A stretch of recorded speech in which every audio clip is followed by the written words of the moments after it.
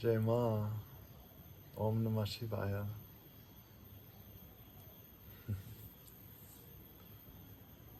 Om. Silence.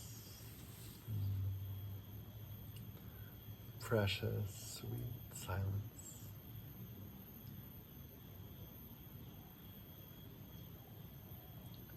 The bliss of silence. The joy of silence.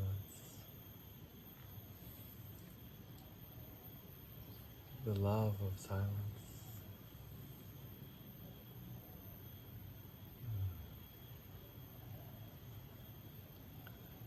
The silence that arises and then fades away.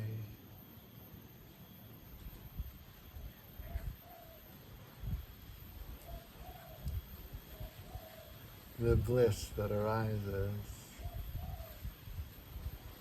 and then fades away.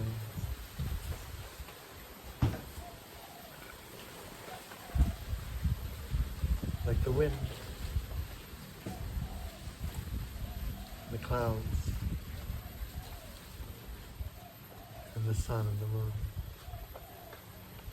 The tapestry, the mosaic of the expression of consciousness, expressing as love, expressing as joy, expressing as bliss, expressing as silence, expressing as phenomena and experience, expressing internally and externally, expressing with all creation. How can we choose one flavor amongst this beautiful mosaic of consciousness and fixate and identify only with that? Shall we only fixate on silence to the exclusion of joy and love and bliss? Or should we only focus on bliss and exclude silence and love? To embrace only one of these aspects of consciousness is to embrace division, separation, and cause confusion and distortion. Silence is always there in the light of awareness. Love is always there. Bliss is always there. It is all the one light, expressing through all creation.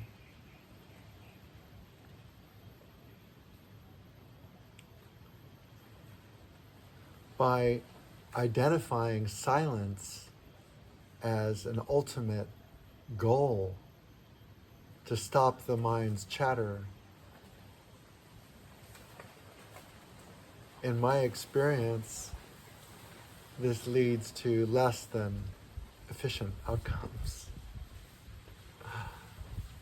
Rather, it breeds further distortion and confused thinking. The mind is naturally silenced when the light of awareness shines. Love naturally flourishes when the light of awareness shines. There is no need to pursue silence. It will naturally occur in your journey.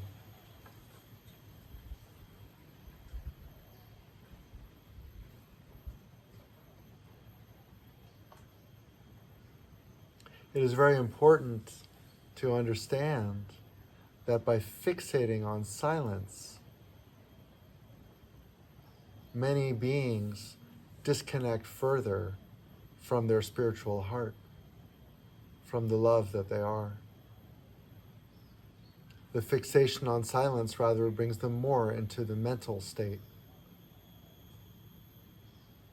They've added another layer, a superimposition on top of the mental layer that already exists, at war with itself. On the one hand, chattering, on the other hand, demanding silence. On the one hand, you're the noisy kids and the grumpy old man, both in your head. It's a war no one will win. And I recommend not fighting. It's not such a fun game.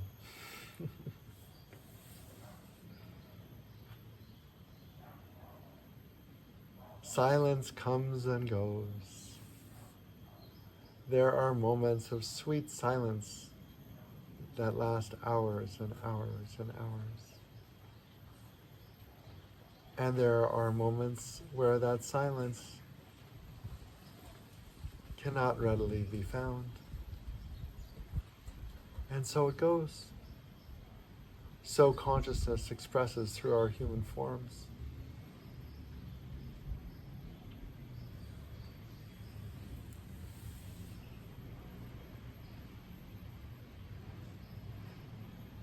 If we fixate on silence,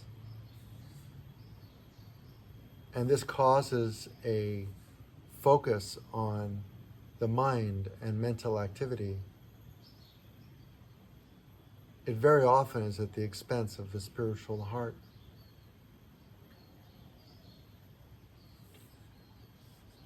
Many paths that encourage the pursuit of silence seem to lack a certain empathy, a certain kindness,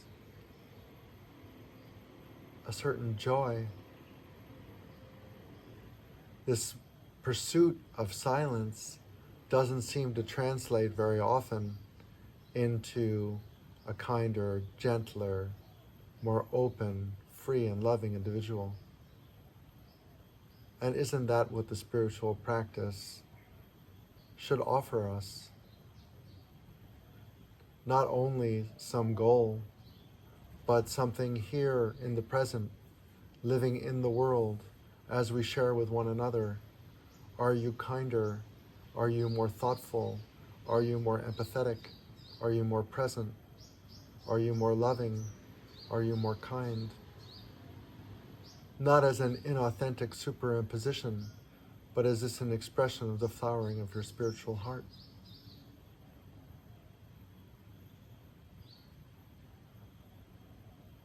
If looked at it from this perspective, what's the big deal about silence? I don't see how silence necessarily translates into a kinder, gentler, more loving, present, empathetic, and thoughtful person.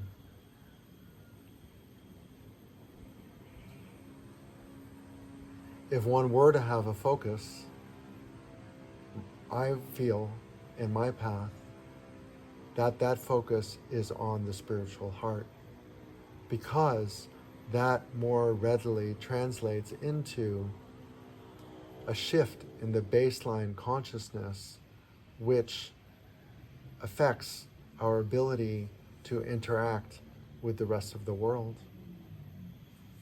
The flowering of the spiritual heart makes life with the others so much sweeter. If we are alone on some Himalayan mountaintop, then we're in the perfect place for the silence.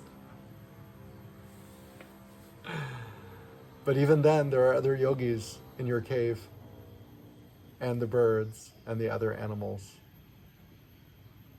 and the wind, and the rain, and snow. There is never perfect silence, even in the Himalayan mountaintop.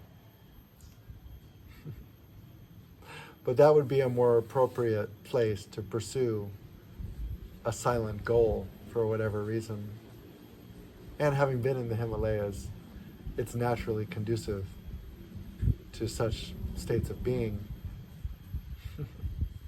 The magic of the Himalayas. But for those of us in the world, to practice silence as a goal and to adhere to techniques which encourage this, I feel, from what I've discerned and witnessed, does not lend itself to a more harmonious exchange and relationships with others. Quite the opposite.